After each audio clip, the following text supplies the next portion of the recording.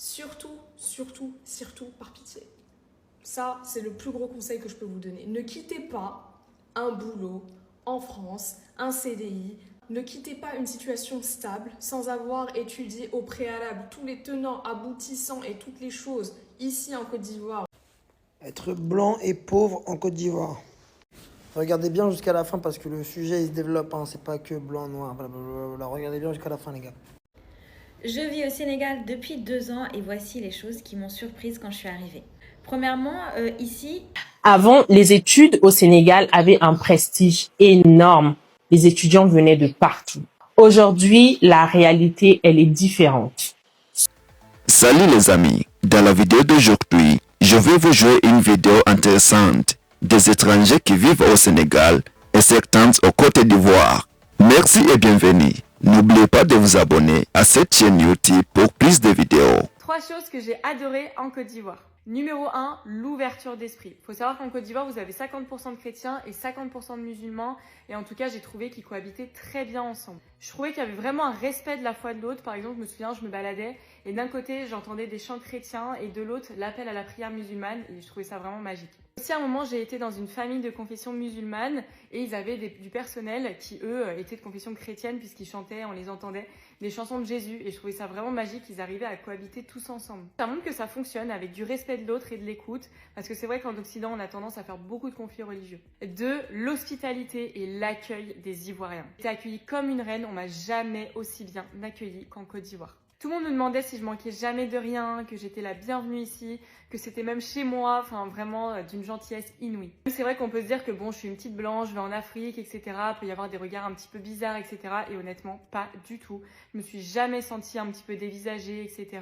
Après, il faut savoir qu'en Côte d'Ivoire, c'est vrai qu'il y a beaucoup de blancs aussi. Et 3e point, l'énergie, le rythme de vie des Ivoiriens. Là-bas, c'est trop rapide. C'est pour ça qu'on dit d'ailleurs qu'Abidjan et Cardio, ils ont vraiment la joie de vivre, le sens de la fête, etc. Là-bas, ça m'a choqué. Les soirées, elles commencent à 3-4 heures du matin, normal. On peut faire la fête jusqu'à 10-11 heures sans problème. Il y a de la musique un petit peu partout, même dans les rues, etc. Je pense qu'il y a vraiment cette culture de la musique, de la fête, etc. Et franchement, c'était trop plaisant. Un petit peu du côté gris qu'on peut retrouver chez nous. Donc voilà, en tout cas, c'est pour ces raisons que j'ai adoré la Côte d'Ivoire. N'hésitez pas à me dire si vous êtes déjà y allé et quels sont les points positifs que vous avez retenus.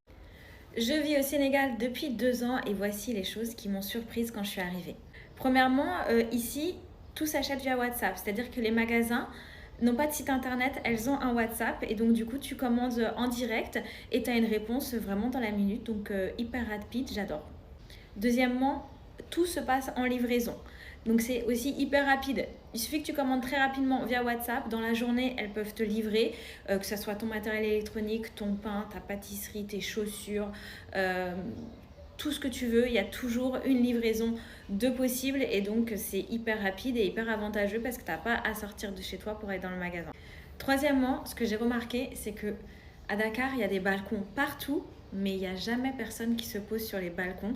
C'est des endroits où je sais que nous, en France, souvent c'est pour installer des tables, pour recevoir, se mettre dehors. Ici, les gens se mettent très très peu dehors et donc les balcons sont inutilisés. Quatrièmement, qui est un peu moins chouette, c'est qu'il n'y a pas de tri des déchets ici. Et pour moi, au début, c'était un petit peu compliqué parce que j'avais l'habitude de trier. Et ici, franchement, on met tout dans la même poubelle, sauf pour certaines choses qui sont consignées, des bouteilles, etc. que tu achètes au supermarché. Mais sinon, tout dans la même poubelle et franchement, parfois, c'est difficile. Est-ce que je peux dire la 5e que ça me choque alors que maintenant, ça me choque plus du tout parce que même moi, je le fais. Mais le petit déjeuner au Sénégal, c'est pas du sucré, hein, c'est pas croissant, baguette, confiture.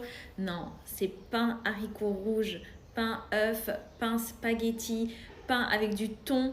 Non, c'est franchement un petit déjeuner que j'ai jamais vu ailleurs.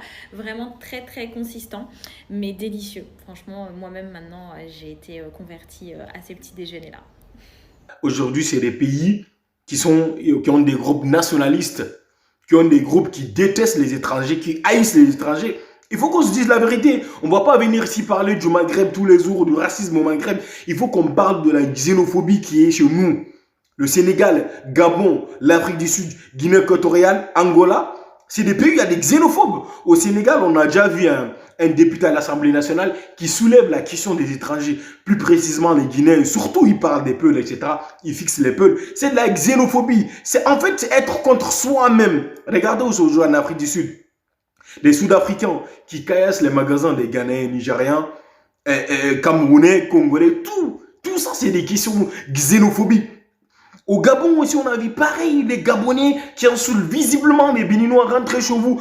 Tout le monde, il parle de tous les étrangers. On ne va pas avancer avec cette idéologie. Un Africain, normalement, il doit se sentir c'est lui en Afrique. Il doit partir là où il veut.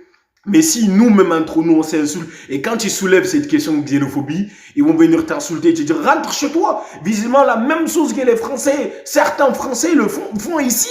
C'est la même chose que nous aussi, on fait dans notre pays.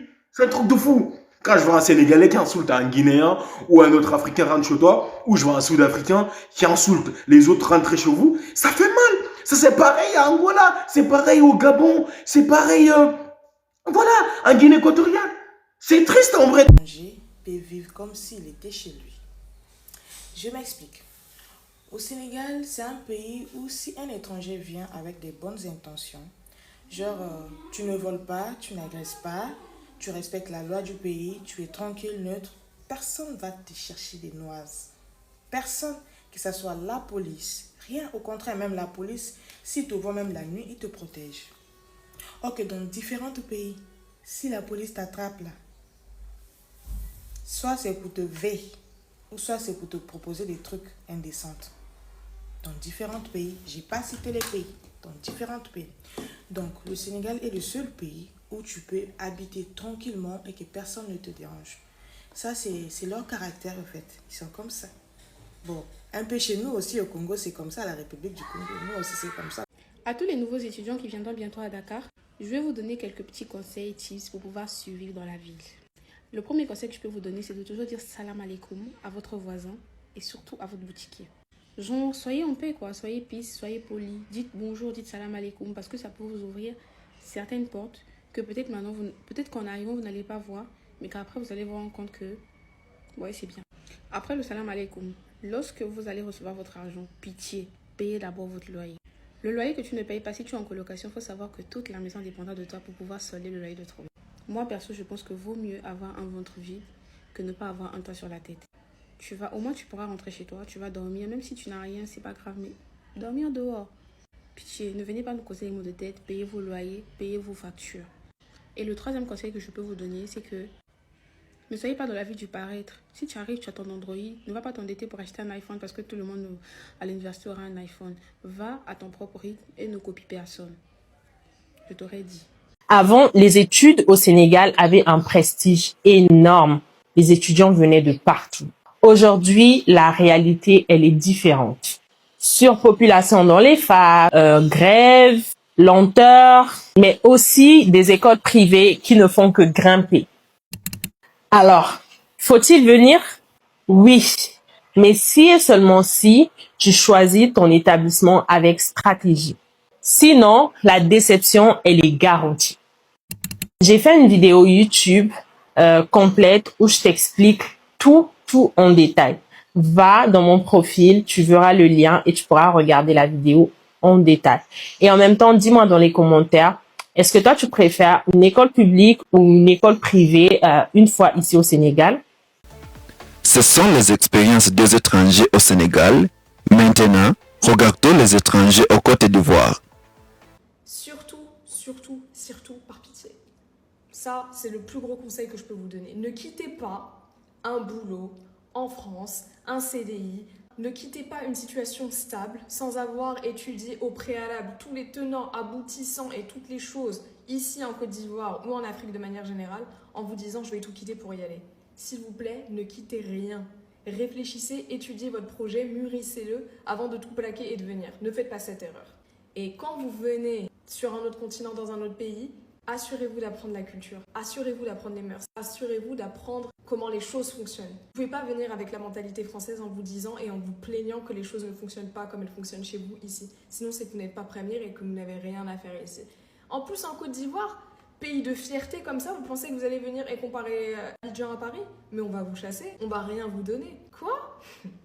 Si, depuis quelques semaines, vous voyez sur Instagram ou sur TikTok des vidéos d'influenceuses qui sont parties de Paris, qui ont tout quitté, qui sont venues à Abidjan, qui ont monté des business, qui gagnent énormément d'argent, qui ont des grandes maisons, des chauffeurs, des nounous, des femmes de ménage et qui vivent leur best life, regardez cette vidéo avant de sauter le pas et de booker votre vol parce qu'il y a plein de choses que vous devez savoir et prendre en compte et des conseils que j'aimerais vous donner avant que vous fassiez des erreurs. Alors il y a beaucoup de gens qui m'ont demandé quel est ton parcours. Pour la faire courte, mon parcours, c'est que j'ai grandi en France. Quand j'ai eu 22 ans, donc j'ai fait une école de commerce, quand j'ai fini mon école, je me suis dit j'adorerais aller vivre à l'étranger. Je suis allée vivre en Afrique du Sud 4 ans. À la fin des 4 ans, il y a eu le Covid, je suis rentrée en France. Mon travail à l'époque m'a dit si tu veux, tu peux aller soit à Dakar, soit à Abidjan, parce qu'on avait beaucoup de business là-bas. Et j'ai décidé, en testant un peu les deux, que je préférais vivre à Abidjan. Je suis venue m'installer à Abidjan, ça va faire maintenant 4 ans, et du coup, je pense avoir le recul nécessaire pour vous faire un retour d'expérience. Pour moi, la décision d'aller vivre en Afrique, elle a été motivée par plusieurs choses. La première, c'est que comme je vous ai dit, je vivais en France. J'ai grandi en France, je suis née en France, j'ai passé toute ma vie en France. Pour moi, Paris, c'est la plus belle ville du monde. La France, c'est un pays exceptionnel. Malgré ça, il y a beaucoup de choses que j'ai pu vivre, et ça sera peut-être une autre story time, qui m'ont poussée à me dire que peut-être je pouvais faire des choses plus grandes et plus intéressantes, ou en tout cas que j'aurais beaucoup plus d'opportunités ailleurs. Et j'ai eu la chance de pouvoir faire un contrat d'expatriation. L'Afrique du Sud, qui est, je pense, un des pays les plus clivés au monde, c'est-à-dire qu'il y a vraiment une distinction de traitement entre les Blancs, les Noirs, les Métis, les Indiens, les Chinois, enfin, c'est très clivé. Donc j'ai pu vivre l'expérience de vivre dans un pays comme ça, extrêmement clivé en étant noir, et ensuite de venir à Abidjan, qui est majoritairement noir, où il n'y a quasiment pas... le racisme est inexistant, et du coup vivre complètement une expérience différente. En arrivant en Côte d'Ivoire, effectivement, moi j'ai eu beaucoup d'opportunités, mais la raison pour laquelle j'ai eu toutes ces opportunités, c'est parce que ça faisait déjà presque à 5-6 ans que j'habitais en Afrique, que je travaillais en Afrique. Je travaille dans un secteur d'activité qui était assez niche, qui est donc l'univers des médias, mais je travaillais vraiment sur la partie technique logicielle. Et j'avais fait mon petit bonhomme de chemin, j'avais beaucoup voyagé, rencontré beaucoup de monde, donc j'avais un gros réseau sur le continent. Ce qui m'a du coup aidé en arrivant en Côte d'Ivoire à avoir un réseau encore plus grand et à avoir, si vous voulez, la légitimité pour que les gens m'écoutent et me fassent confiance. Sachez que ce n'est pas le cas de tout le monde. L'erreur principale que je vois dans toutes les vidéos, dans tous les trucs, c'est des gens qui pensent que parce qu'ils sont français, parce que vous avez un passeport français, parce que vous avez un diplôme d'école française, vous allez arriver ici et vous allez trouver un taf. Et ce qui se passe très souvent, c'est que ces gens viennent et ensuite c'est la désillusion. Vous trouvez rien, vous commencez à vous plaindre, vous commencez à insulter le pays des gens, dire que ouais, la Côte d'Ivoire c'est comme ci, c'est comme ça, mais ma chérie, remettons en question. Tout le monde s'en fout de ton diplôme de Sciences Po en fait. Il y a Sciences Po ici, il y a Polytechnique ici à Yamoussoukro, il y a tout à Abidjan, il y a tout en Côte d'Ivoire, il y a tout en Afrique. En fait, il faut que vous partez du mindset de vous dire qu'on n'a pas besoin de vous ici. On n'a pas besoin des Français, on n'a pas besoin de nous. Donc si vous n'arrivez pas avec une qualité supérieure ou un atout qui fait qu'on a envie de vous donner plus qu'un Ivoirien, alors personne n'a besoin de vous ici en fait. Et ça, c'est une mentalité qui me dérange de plus en plus. Je l'ai beaucoup vu chez les Blancs. Quand j'habitais en Afrique du Sud, tous les Blancs avaient un peu ce complexe du sauveur qui vient en Afrique pour changer le monde. Du coup, moi, j'avais un peu stigmatisé les Blancs qui étaient expats en Afrique en me disant c'est tous les mêmes, c'est tous des néocolonialistes qui pensent qu'ils vont venir changer les choses. Mais en fait, maintenant, je le vois de plus en plus chez les Noirs et je me dis mais wesh, vous êtes Noirs en fait. Genre, vous devez savoir que... vous n'êtes pas mieux que les gens qui sont ici en fait. Et si vous pensez que vous êtes mieux, c'est que vous n'avez rien à faire là, vous n'avez pas compris. Donc ça, c'est la première chose. La deuxième chose, quand vous venez en Afrique, de manière générale, en Côte d'Ivoire en l'occurrence, parce que je suis ici, arrêtez de comparer l'Afrique avec la France, arrêtez de comparer Abidjan avec la France. J'ai vu une fille sur TikTok qui disait « Ouais, quand il pleut ici, les Yango, ils doublent le prix. » Mais ma belle, c'est la même chose avec Uber à Paris en fait. Quand il pleut, ton Uber, déjà, il met 15 minutes de plus à venir. Et en plus de ça, c'est x 2,5. Uber, il te met carrément x 2,5. Et tu compares, oui, ici, c'est très compliqué, le réseau, ça fait tout. Plus qu'en France? Ça fait tout? Mais tu me parles de quoi en fait? C'est pas votre président Macron qui vient de mettre son ami et son truc et son ex Premier ministre? Et tu me parles de réseau en Côte d'Ivoire? Mais c'est la même chose partout. Et ce que ça me pousse à me dire, c'est qu'en fait, vous pensez connaître la vie. Et loin de moi l'idée de dire que je connais tout et que je sais tout et que j'ai tout vécu. J'ai pas du tout cette prétention. Mais en fait, vous découvrez le monde en fait. Le monde, c'est le réseau. Le monde, c'est qui tu connais. Le monde, c'est les connexions que tu as. Et tu peux avoir le meilleur diplôme. Si tu n'as pas le réseau, si tu n'as pas la connexion, tu n'auras rien. Et ça, c'est la réalité partout. Que ce soit en Côte d'Ivoire, que ce soit en Espagne, que ce soit en France ou au Japon. C'est la même chose. Enfin, pour finir, le dernier point sur lequel je pense qu'il est très important d'insister, c'est ne croyez pas tout ce que vous voyez sur les réseaux sociaux. C'est pas parce que vous avez vu 2 influenceuses venir ici monter des salons et devenir millionnaires que vous allez venir ici monter des salons et devenir millionnaire. Ah, c'est pas tout le monde. Vous savez pas le travail qu'elles ont fait pour venir ici, vous savez pas combien ça leur a coûté, vous savez pas qui elles connaissent, vous savez pas peut-être que quelqu'un a payé le salon. Et peu importe, vous n'avez pas l'ensemble des informations pour juger. Comparez vos vies et vos expériences avec des gens avec qui vous pouvez les comparer, avec qui c'est comparable. Mais ne vous comparez pas à tout et n'importe quoi en vous disant que comme ça a marché pour cette personne, ça va marcher pour moi. Vous n'avez pas du tout conscience des échecs que les personnes ont vécus. Vous n'avez pas conscience des échecs que j'ai pu vivre, par exemple, avant d'arriver là où je suis. Vous ne savez rien, vous ne savez que ce que les gens ont envie de vous montrer. Ne vous laissez pas matrixer par les réseaux. Ça, c'est vraiment ma phrase. Ne vous laissez pas matrixer par les réseaux parce que sur les réseaux, on vous montre ce qu'on a envie de vous montrer. C'est tout. L'expérience, c'est personnel. Je peux avoir eu une expérience exceptionnelle, vous pouvez avoir une expérience de merde. Ça ne veut pas dire que c'est le pays qui est nul, ça veut dire que c'est vous qui n'êtes juste pas au bon endroit au bon moment. C'était un peu mon avis et le conseil que j'aimerais vous donner avant que vous vous le jetiez dans la gueule du loup et que vous fassiez des erreurs qu'on a pu faire aussi. Et aujourd'hui, on a le recul nécessaire pour vous dire ne croyez pas tout ce que vous voyez, faites-vous votre propre expérience, mais mûrissez votre expérience avant de faire le choix de venir vivre en Afrique. Et surtout, si vous venez avec la bonne mentalité. Avant de quitter le Cameroun pour venir s'installer ici en Côte d'Ivoire, il faudrait d'abord savoir que le loyer ici en Côte d'Ivoire, ce n'est pas camarade de quelqu'un. Ça rigole pas. Chez nous au Cameroun, avec 40 000 francs, tu peux te trouver facilement une chambre. Mais ici à Abidjan, pour trouver une chambre, franchement, il faut garder minimum 100 000 francs. Je dis Abidjan, ce n'est pas pour les enfants. Deuxièmement, il faudrait savoir que l'électricité coûte très cher. Quand moi j'étais au Cameroun, le compteur à 4, ce qu'on appelle le prépayé, je pourrais le recharger 2 000, 3 000 francs, ça pourrait me faire un mois. Ici à Abidjan, tu mets 5 000 francs dans le compteur à 4, ça te fait 3 jours, 4 jours, 5 jours. Sur d'autres personnes même, ça fait même 2 jours. Donc tu te retrouves le mois en train d'avoir dépensé 45 000 francs, 55 000 francs juste dans l'électricité. Aussi le transport. Au Cameroun, on a la facilité à prendre les Yango. Les Yango, franchement, ça coûte très très moins cher au Cameroun. Faudrait pas qu'on se monte. Tu fais une très longue distance, tu peux te retrouver en train de payer 3 500, 4 500. Je ne sais même pas si c'est qu'on a déjà payé 7 000 francs de Yango au Cameroun. Ici en Abidjan, là, tu peux te retrouver en train de payer Yango, aller 15 000 francs pour aller quelque part. Ou bien 22 000 francs pour aller quelque part. Juste aller, hein. Je ne dis pas aller-retour, je dis juste aller. Maintenant, nous, au Cameroun, pour les gens qui se cherchent, qui n'ont pas les moyens de prendre le Yango, on a une facilité à prendre des taxis et tout. Tu peux prendre ton taxi 100 francs, 200, 300, 500, ça te dépose quelque part. Eux, ils ont des taxis, mais les taxis, c'est beaucoup plus en ville. Vous voyez? Donc, dans les zones qui sont reculées, on utilise ce qu'on appelle, ils utilisent ce qu'on appelle le baka. Et le baka, c'est ce qu'on appelle, ce sont les cars qu'on prend pour aller en Soala. Qu'on tape, on tape, là, on dit soit là. C'est ça qu'eux, ils utilisent. Donc, le matin, quand tu arrives ici, que tu es quelqu'un qui est venu se chercher à Abidjan et que tu n'as pas assez de moyens, tu vas te retrouver dans cette situation-là en train de prendre le baka. Donc, tu t'imagines saper le matin avec ta veste ou bien avec ta paire de talons, tu te retrouves en train de choper le baka parce que c'est pas tout le monde qui a les moyens de se payer un Yango ici. Tu sais que chaque jour, pour aller peut-être à ton lieu de service, le Yango te coûte 5 000 francs ou bien ça te coûte 7 000 francs. Tu vas pas me dire que tu vas payer 14 000 chaque jour pour aller au travail et tout. Tu te retrouves en train de choquer tranquillement ton baka. Il faudra aussi savoir que quand tu viens t'installer ici à Abidjan, il faudrait chercher une maison qui n'est pas très loin de la route. Surtout que si tu es quelqu'un qui vient te chercher ou bien tu te débrouilles ou bien je ne sais pas trop quoi, il faudrait chercher une maison qui est proche de la route. Parce que ici, là, eux, ils n'ont pas de moto comme nous. Nous, tu peux t'arrêter à un petit carrefour là-bas, la moto, tu prends ta moto 200, 300, ça te laisse devant ton portail. Ici, là, il n'y a pas ça. Bouchon, pas bouchon, tu es dedans, il n'y a pas la moto. Alors que chez nous, au Cameroun, on a la facilité à prendre la moto et tout ce qui va avec et tout. Donc, si c'est que tu prends une maison au fin fond du quartier, tu vas te retrouver en train de marcher jusqu'à ce que tu arrives chez toi. Voilà. Maintenant, côté emploi, si c'est que tu sais que tu n'es pas diplômé, ne dis pas que tu vas venir chercher le travail ici à Abidjan. Je suis désolée. Parce que pour travailler, même peut-être seulement à Kiabi, en tant que, comment on les appelle, seulement pour travailler à Kiabi, là, il te faut au moins un bac plus 2.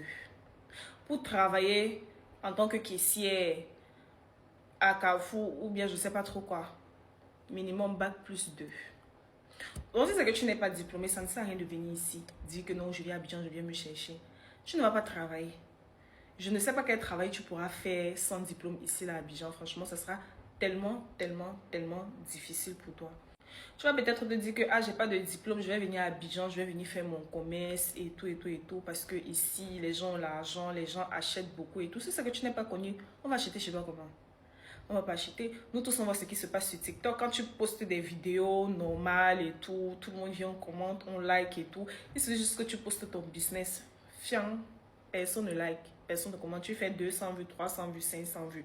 Donc, pour que tu viennes ici à Abidjan, même venir dire que tu vas commencer un business, il faudrait d'abord que tu sois connu. Voilà. Ou bien si c'est trop compliqué pour toi, tu vas chercher une place au marché. Tu vas t'asseoir, tu vas vendre. Pour un début, je ne sais pas trop quoi. Donc vraiment, si c'est que tu n'es pas préparé à tout ça, la prostitution va te dégoûter. Tu vas te prostituer, c'est fatigué. Ça va te dégoûter. Et après aussi, pour se prostituer ici, il faudrait que tu aies cuit. Les gens comme moi, comme ça, qui n'ont pas cuit, ça sera difficile. Hein? Parce que ici, là, les filles d'Abidjan, là, elles font BBL, on dirait que ce sont des sachets d'eau. Tout le monde ici, ventre plat, un peu BBL et tout. Donc, si tu n'as pas cuit là, même prostitution, ça ne va pas marcher. Côté alimentation aussi, pour quelqu'un qui n'est jamais venu s'installer en Côte d'Ivoire et qui n'est pas habitué à leur repas, ça sera tellement compliqué. Donc, tu vas te retrouver dans une situation où tu vas vouloir retrouver tes mets du Cameroun ou quoi que ce soit. La majeure partie des trucs que tu auras besoin, tu ne vas pas trouver ça au marché parce que ce ne sont pas leur nourriture, ce n'est pas leur repas. Donc, tu ne peux pas trouver ça au marché. Donc, tu vas te retrouver en train de faire des courses au supermarché. Donc, minimum, au supermarché, disons minimum 70 000, 80 000 ou 50, disons même 50 000. Donc, tu vois que pour quelqu'un qui quitte son pays pour venir se chercher, c'est chaud. Voilà. Et puis, côté beauté aussi, c'est autre chose. Parce que nous, au Cameroun, les ongles, on fait le gel 5 000 au Cameroun. Et puis, on fait ça très bien. Hein? On fait le gel 5 000. Si c'est trop cher même, c'est 10 000 francs. Extension de cils, si c'est trop cher, c'est 10 000 francs. Petit maquillage, make-up qu'on nous fait et tout. Make-up nuit, on va te faire ça à 15 000. Make-up jour, on va te faire ça à 10 000 et tout. Quoi d'autre? Ici, là. Petite pose frontale comme ça, là. Tu es allé dans un bon salon de coiffure pour essayer de customiser ta perruque. On te colle bien la perruque et tout. Minimum 25 000 francs ta pose ou 20 000 francs ta pose. Je dis, si tu n'es pas prêt, ne viens pas. Abidjan, c'est pas pour les enfants. Hein. Je dis, prostitution va te dégoûter ici. Tu vas te prostituer. Hein. Il faudrait aussi, à Abidjan, avec un seul business, tu ne peux pas t'en sortir. C'est impossible. Tu vas faire un petit travail, on va te payer. Dès que tu vas être payé là, tu vas venir payer ton loyer. Tu vas venir payer charger ton prépayé. Tu vas tourner un peu comme ça. Tu as ci, tu as ça, tout ça. Franchement, c'est lourd. Donc, minimum, quand tu es à Abidjan, il faudrait que tu cherches 2-3 business qui vont t'aider à faire quelque chose ou bien à t'en sortir ici. Donc, franchement, ne voyez pas les gens venir s'installer ici en Côte d'Ivoire. Vous voyez que, ah, elle allait s'installer, elle a commencé à glow et tout. Chacun a son couloir. Chacun a ses, je sais pas, chacun a sa grâce. Chacun a sa chance. Donc, franchement, oh pardon, je reçois tellement de messages où les gens me disent que ah, la Côte d'Ivoire, nanani. Franchement, voilà ce que je vous ai dit. Je ne vous cache pas, ce sont les réalités de la Côte d'Ivoire. Ici, la vie est 2 fois plus chère qu'au Cameroun. Je vous dis ça, c'est 2 fois plus cher qu'au Cameroun. Donc, si c'est que tu n'es pas prêt, ne t'hasarde pas à venir t'installer ici. Je ferai peut-être une autre vidéo pour d'autres situations une autre fois. Parce que celle-là, elle est déjà très longue. Bisous. Je connais les gens, vous regardez un tiers de la vidéo, après vous postez des commentaires de merde. Bon, regardez bien les gars. Bon, il faut savoir que ici, hein, en général, les gens ils pensent que t'es blanc, ils pensent que t'as l'argent. Bon, forcément t'as l'argent. Mais en France, moi j'ai pas l'argent les gars. Et même les Français, vous savez, hein, tu gagnes 1008 à Paname, franchement tu vas pas aller très très loin à part si vraiment tu te coffres, tu fais très très attention. Pour mon départ, j'avais prévu 1 million, donc 1006. 1 million, c'est énorme ici. Et franchement, c'est énorme. Mais Babi, c'est cher, les gars. Je suis arrivé à Yopougon. Mon poteau, sa famille, elle était là-bas. On s'est posé là-bas. Je suis très content d'être arrivé là-bas. J'ai kiffé. C'est là où la culture, elle est, déjà, de base. Mais la vie, il n'y a pas de blanc, les gars. La vie, il n'y a pas de blanc à Yopougon. J'ai vu 2 blanches. Une avec un jeune, une avec un gars au fun house. Et attrapez pas ma veste, hein. Je sais très bien en Afrique, c'est un pays de noirs, mais tranquille les gars. Juste il y a des blancs, ils sont coffrés, on les voit pas dehors, c'est ça que je veux dire, c'est ça que je comprends pas. Après voilà, Abidjan c'est la ville la plus connue, donc forcément, bon, ça représente pas toute la Côte d'Ivoire. C'est comme en France, tu vas dans le 8e, dans le, je sais pas, les trucs touristiques de Paris, c'est pas comme le 10e, c'est pas comme les campagnes, c'est pas comme la banlieue, c'est pas comme la province. Donc je pense que soit les gens ils ont peur, déjà, je pense que les gens ils ont peur d'aller où il y a que les hippies, où il y a un mec dans les commentaires, il a dit les seuls blancs qui sont à Vieux-Pougon, c'est des blancs coulés, c'est des blancs qui n'ont pas d'argent. Et de toute façon, même les noirs de Cocody, tout ça, ils vont même pas s'aventurer là-bas, ils aiment pas trop tout ça. Ils veulent se la jouer, je sais pas frère, je comprends pas, je comprends pas. Bref. Parce qu'il y a des gens, ils m'éteignent. Enfin, des gens, ils m'éteignent même en Europe. Enfin, voilà quoi. Ça veut rien dire. Blanc, couleur, tout ça, ça bat les couilles. La couleur, c'est l'argent, c'est le papel, c'est ça qui fait la couleur, mon pote. Carrément, les noirs, là, les latés, comme ils disent de Cocody, ils critiquent, ils disent ils sont. À Yopougon, c'est des narvalos, c'est des bizarres, c'est des. Enfin voilà, après, c'est des rumeurs. Moi, je maîtrise pas trop ce sujet, mais voilà, c'est ce que j'ai compris un petit peu. Et je sais pas si je trouve ça bien ou pas bien. Parce que forcément, si les blancs ils pull up là-bas, les prix vont monter, etc., etc. Mais la vie, quand je suis allé dans les beaux quartiers, j'étais là en mode. Je suis à Paris ou quoi? Je fous dans ce centre commercial là. Mais si tu vas vers Cocody, tout ça, les beaux quartiers, ça part vite, les gars. La vie, que ça part vite. Donc j'ai dû faire attention à comment je dépensais mon argent. Il y a des endroits où, si tu veux être en mode choco, des endroits jolis, vas-y, si tu veux te régaler. Moi, en tout cas, je me suis plus régalé qu'à Paris. Forcément, décalage euro-franc CFA, ça va, je suis pas en perte. Mais je savais que si je me laissais aller, j'étais foutu. Surtout si je me laissais aller en soirée dans l'enjaillement. Ça, c'est là où l'argent il parle le plus, vous savez déjà. Moi, j'étais avec un poteau, il avait plus de sous que moi. Donc forcément, il voulait faire plus de trucs jolis, classe, choco, luxe. Moi, quand je pars en vacances, c'est pas pour faire des trucs comme à Paris, c'est pas pour me sentir comme en Europe. Hein, si je pars, je sais pas où, moi j'étais en mode route, en mode local, être dépaysé. Déjà, il y a ça qui a joué, la mentalité des vacances. Mais je me suis mis bien quand même. Là, demain, je vais assigner, les gars, je vais claquer tout ce qui me reste. Bon, je vais essayer de repartir avec encore un peu de tal quand même sur Paris pour pas rentrer en perte. Après, c'est le début du mois. J'ai un petit chôme dû, voilà. Après, voilà, j'étais avec mon poteau qui connaissait des poteaux. C'est pour ça, je pense aussi que j'ai pu me permettre de rider la zone, etc. Après, il y a forcément des quartiers où tu dois pas traîner à telle heure, comme à Paris, comme partout dans le monde. Donc voilà, petite vidéo. Je vais en refaire d'autres, je vais essayer de mettre des DTR quand même pour éduquer un petit peu là sur le pays, sur ce que j'ai vécu, etc. Il y a plein de trucs dont j'ai envie de parler. En Côte d'Ivoire, et je vais vous donner quelques conseils pour tous ceux qui souhaitent revenir en Côte d'Ivoire ou dans votre pays d'origine. Quelles questions, les bonnes questions qu'il faut se poser avant de rentrer. Je vais plus parler de la Côte d'Ivoire parce que c'est le pays dans lequel je suis rentrée et je suis ivoirienne. Donc la première chose à se poser, c'est est-ce que je rentre en Côte d'Ivoire, dans mon pays d'origine, en tant que salarié ou en tant qu'entrepreneur? Moi, je suis rentrée en tant que salarié. Et donc, le premier conseil que je peux vous donner, c'est vraiment trouver du travail en France.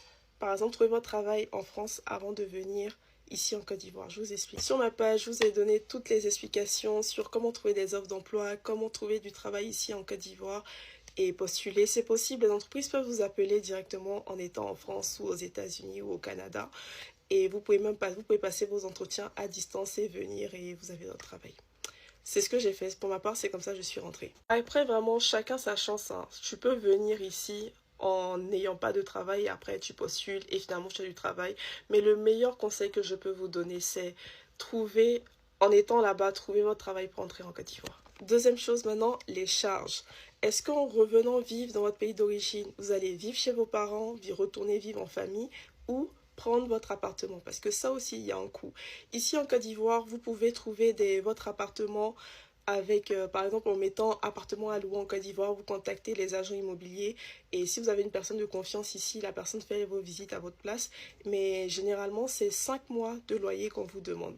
Et après, ça dépend du standing que vous... Ou bien vous repartez vivre en famille. Moi, par exemple, c'est le choix que j'ai fait. Je revis en famille et ça me permet d'économiser sur le loyer, les factures. Vraiment, j'économise bien. Et le dernier conseil que je peux vous donner, attention. Vous êtes ici pour refaire une nouvelle vie. Parce que quand tu rentres dans ton pays d'origine, si tu as l'habitude de venir ici en vacances, c'est pas la même chose que venir pour vivre définitivement. C'est-à-dire que le planning hyper chargé, les Assini, les Jacquesville, les Yamoussoukro, tout ça, c'est plus le même rythme de vie. Donc il va falloir vraiment s'adapter à la nouvelle vie de je revis définitivement dans mon pays d'origine. Si ça fait longtemps que tu n'es pas revenu vivre à Abidjan, sache que Abidjan a changé. À chaque fois on se réveille, il y a de nouveaux restaurants à faire, il y a de nouveaux lieux à visiter. Si tu ne fais pas bien, ton argent va vite finir. Et aussi, attention au transport. Si tu as la possibilité de passer ton permis, d'avoir ta voiture, c'est le conseil que je peux vous donner. Je suis partie en février en Côte d'Ivoire et je vais vous dire 5 choses que j'ai aimées sur la Côte d'Ivoire. Premièrement, la bouffe. J'ai tellement bien mangé là-bas. Mention spéciale pour la sauce aubergine et le kedjenou de pintade que j'ai mangé. Franchement, si vous aimez le piment, vous serez servi. Mais si vous n'aimez pas le piment, malheureusement, ils préparent beaucoup avec le piment, les Ivoiriens. Moi, j'ai adoré la gastronomie est riche. Il y a tellement de choses. J'ai trop bien mangé. Franchement, cœur sur vous les Ivoiriens. Deuxième chose, c'est l'hospitalité. Comme dans toutes les vidéos, ils sont des gens très gentils, très généreux, toujours prêts à aider, toujours l'écoute du service. Dites-vous, je suis partie dans un salon de coiffure et la dame, elle avait, je sais pas moi, des bonbons mentholés et elle a partagé à tout le monde qui était en train de se faire coiffer alors qu'elle était littéralement pas obligée.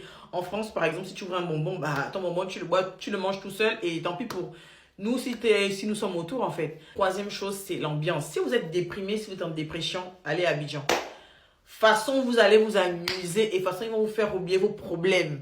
Non, franchement, les Ivoiriens savent vraiment s'ambiancer. Moi, je suis pas quelqu'un qui aime faire la fête. Je suis pas quelqu'un qui aime sortir. Moi, je sors très peu le soir. Voilà, c'est pas quelque chose que j'aime de sortir le soir. Mais je suis sortie 2-3 fois et franchement, j'ai adoré l'ambiance, la vibe, les rencontres. Franchement, top. Quatrième chose, c'est les paysages. Franchement, la Côte d'Ivoire, c'est un pays riche. Vous avez de tout. Vous avez de tout. Mais franchement, faut avoir l'argent. Parce que si vous n'avez pas l'argent, c'est fichu pour vous. Cinquième chose, j'ai remarqué que les Ivoiriens sont des bosseurs. En fait, j'ai toujours trouvé quelqu'un en train de faire son commerce, en train de vendre ses arachides, en train de vendre ses chips de banane. En fait, là-bas, on ne méprise pas les faibles comme en ce moment. Ce sont des bosseurs. Ils m'ont donné une leçon sur la vie, en fait. Genre, nous, on est toujours en train de se plaindre pour des petits trucs, des petites choses débiles, quoi, nous, en France. Alors que on est quand même privilégiés. On a des trucs comme ça tous les jours, alors qu'on est des privilégiés. Mais là-bas, j'ai vu beaucoup de commerçants et ça m'a donné une leçon de vie, en fait. Je me suis dit, moi, là, si je commence un petit commerce, je vais forcément me minimiser. Je ne vais pas le voir comme un grand, alors que eux, ils ne négligent pas les faibles comme en ce moment. Même s'ils gagnent 500 aujourd'hui, ils savent que 500 francs aujourd'hui, dans 12 mois, ça va faire tant. Ils ne négligent pas les faibles comme en ce moment. Donc voilà, 5 choses que j'ai aimées sur mon voyage en Côte d'Ivoire. Pour ceux qui sont restés jusqu'ici, sachez que c'est mon rêve d'y habiter. J'aimerais habiter 2 ans là-bas, genre 2-3 ans pour tester et après, voilà. C'est dans un coin de ma tête. Merci d'avoir regardé la vidéo. N'oubliez pas de vous abonner à cette chaîne YouTube pour plus de vidéos. Salam les amis. Alors, quelque chose de pas mal. Je suis au Sénégal pour des vacances et je suis dans la zone désertique du Sénégal, c'est-à-dire que c'est le désert de Lompoul, d'accord? Et c'est extraordinaire. Je pensais retrouver ici tout sauf du maraîchage. Et c'est exactement le contraire. Plus on s'approchait du désert, plus il y avait du cultivateur et plus il y avait de maraîchage. C'est fou, hein? Et donc, je vais vous montrer là où je suis. Sincèrement, vous voyez le désert. Ouais. Tout ça, c'est le désert. Donc, on vient de faire un tour en quad que je vais vous partager un peu. Et hop, ici, on a des tomates. On a des tomates partout. Tout ça, c'est un champ de tomates. C'est énormissime. Là, on a des poireaux. Alors, sur celui-là, je vois que les poireaux sont petits, mais tout à l'heure, sur la route, il y avait un champ de poireaux, mais comme ça, d'énormes poireaux. Donc, voilà les poireaux. Et là-bas, j'ai vu que c'est des carottes. On va aller voir. Là, ici, vous voyez, c'est des carottes à perte de vue. Regardez. C'est des carottes, vous voyez, jusque là-bas, à perte de vue. Et nous sommes dans le désert. Bon, vous allez me dire que pour les carottes, ça va aller très bien, hein, parce que c'est sableux. Hein. C'est une terre très sableuse. Hein. Mais Mais c'est quand même fou. Je ne pensais pas que c'est ici que je retrouverais, en plein milieu du désert du Sénégal, des carottes, quoi. Regardez le désert jusque-là. C'est un sol sableux, les carottes sont là.